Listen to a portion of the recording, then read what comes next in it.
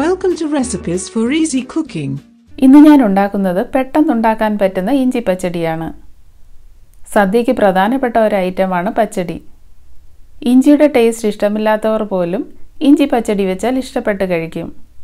ഇത് ദഹനത്തിനും വളരെ നല്ലതാണ്. പച്ചടി ഉണ്ടാക്കാനായി ഞാനിവിടെ 1/2 കപ്പോളം തേങ്ങ എടുത്തിട്ടുണ്ട്. തേങ്ങ എടുക്കുമ്പോൾ അതിൻ്റെ സ്കിൻ വരാതെ അകത്തെ ഭാഗം മാത്രമാണ് പച്ചടി വയ്ക്കാൻ എടുക്കുന്നത്. ഇതിനെ മിക്സിയുടെ ജാറിൽ ഇട്ട് കൊടുത്ത ശേഷം എരിവിനാവശ്യമായ പച്ചമുളക് കൂടി ഇട്ട് കൊടുക്കാം. നിറം കുറഞ്ഞ പച്ചമുളകാണ് ഇഞ്ചി പച്ചടി വയ്ക്കാൻ നല്ലത്. നാട്ടിലെ പച്ചമുളക് ഇവിടെ കിട്ടാത്തത് കൊണ്ടാണ് ഞാനിതെടുത്തിരിക്കുന്നത്.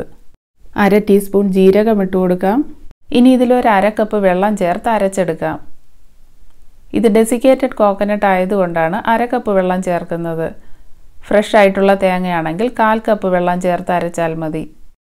തേങ്ങ ഇതുപോലെ അരച്ചെടുത്തിട്ടുണ്ട്. ഇതിനെ മറ്റൊരു പാത്രത്തിലേക്ക് മാറ്റി വയ്ക്കാം.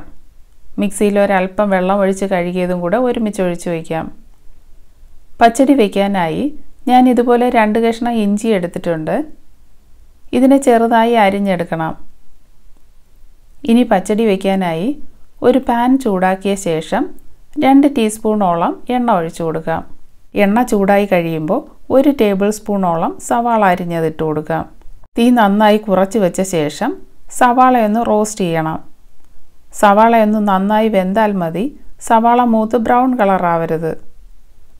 സവാളയുടെ കളർ മാറിയാൽ പച്ചടിക്ക് നല്ല കളർ കിട്ടില്ല.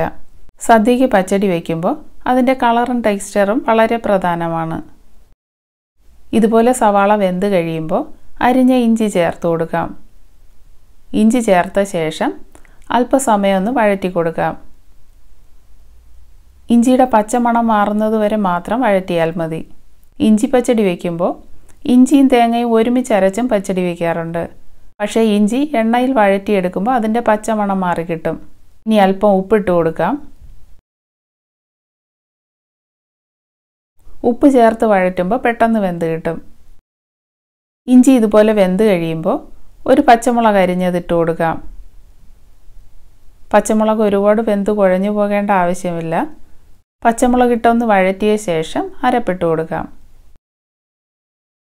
ഇനി കുറച്ച് സമയം വഴറ്റി കൊടുക്കാം.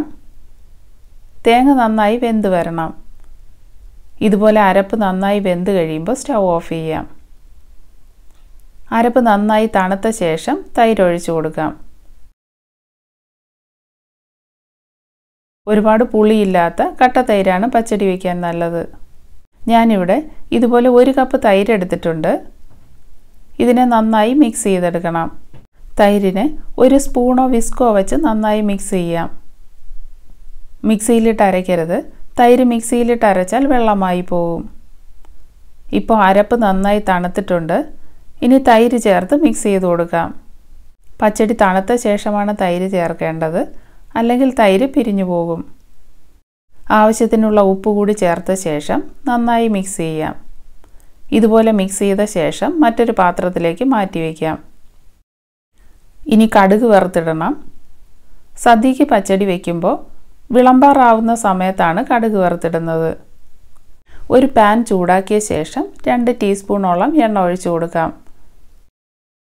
എണ്ണ നന്നായി ചൂടായി കഴിയുമ്പോൾ 1/2 ടീസ്പൂണോളം കടുക് ഇട്ട് കൊടുക്കാം. കടുക് പൊട്ടി കഴിയുമ്പോൾ 1 വറ്റൽമുളക് മുറിച്ചിട്ട് കൊടുക്കാം. വറ്റൽമുളക് വെന്ത് കഴിയുമ്പോൾ സ്റ്റൗ ഓഫ് ചെയ്ത ശേഷം കറിവേപ്പില ഇട്ട് കൊടുക്കാം. ഇതിന് പച്ചടിയുടെ മുകളിലിട്ട് കൊടുക്കാം. ഇഞ്ചി പച്ചടി റെഡി ആയിട്ടുണ്ട്.